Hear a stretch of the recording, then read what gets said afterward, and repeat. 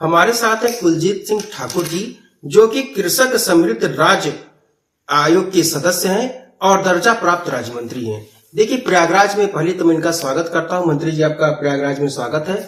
और प्रयागराज इस समय आप देख ही रहे हैं कि पूरी तरह से गरमाई हुई राजनीति है। हर क्षेत्र में भूचाल सा मचा हुआ है। माघ मेले को लेकर के, यूजीसी को लेकर के सड़कों पर प्रदर्शन हो रहे हैं। अभी 4 बजे सुभाष चौराहे पर ही प्रदर्शन हुआ और अवमुक्तेश्वर जी के साथ जो घटनाएं घटी हैं उसको लेकर के एक एसडीएम ने इस्तीफा भी दे दिया है, ऐसी सूचना है। तो कुल मिलाकर के हम मंत्री जी से सवाल पूछेंगे कि क्या मंत्री जी, अवमुक्तेश्वर सरस्वती जी जिनके साथ दुर्व्यवहार हुआ है, जिसको लेकर के एक एसडीएम ने इस्तीफा भी दे दिया है, तो आप क्या कहते हैं, क्या ऐसा होना चाहिए था उनके साथ? देखिए, महाराज जी को मैं प्रणाम करता हूं उनके चरणों में। और जो मेरा प्रशासन ने किया है उसमें जो पुलिस विभाग के लोगों ने उनके साथ उनके अनुयायियों के साथ में जो उनके यहाँ रहते थे, उनकी चोटी पकड़ के जो दुर्व्यवहार किया है, घोर निंदनीय है।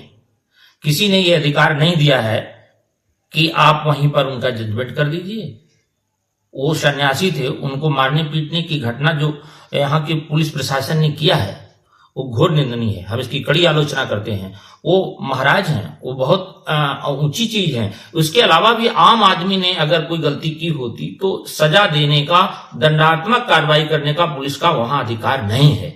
इनके खिलाफ कार्रवाई होनी चाहिए और जांच होनी चाहिए। ऐसे भ्रष्ट अधिकारियों को नौकरी में रहने की कोई आवश्यकता नहीं है। मैं मांग करूंगा शासन से और जिम्मेदार अधिकारियों से कि उनकी गहन जांच हो और इनको बर्खास्त किया जाए। इन्होंने जो कृत्य किया है वो भारतीय जनता पार्टी का कहीं भी इसमें संस्कार नहीं है।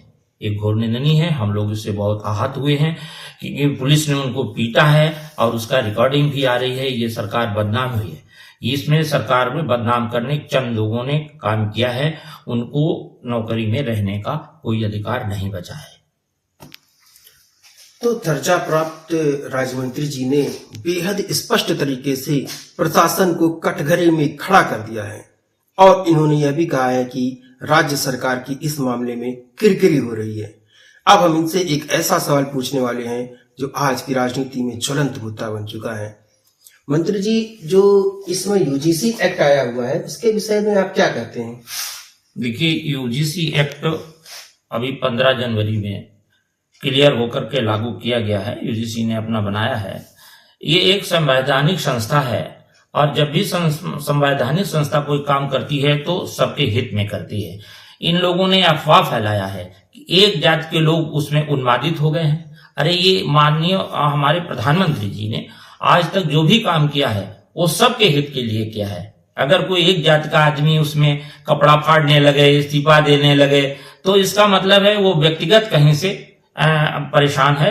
और ईमानदार नीति और जो इस तरीके से भ्रष्टाचार रहित जो शासन चल रहा है, ये लोग भ्रष्टाचारी लोग भ्रष्टाचार नहीं कर पा रहे हैं। इनकी कहीं अलग से इनकी नीयत खराब थी जो ये हमारे नियमों को गलत बता रहे हैं। माननीय प्रधानमंत्री जी ने ये ओबीसी, एससी और जनरल के लिए भी रिजर्वेशन किया, कहा नहीं किया है। ये पहली सरकार है देश की जिन्होंने जनरल को भी 10% रिजर्वेशन देने का काम किया है।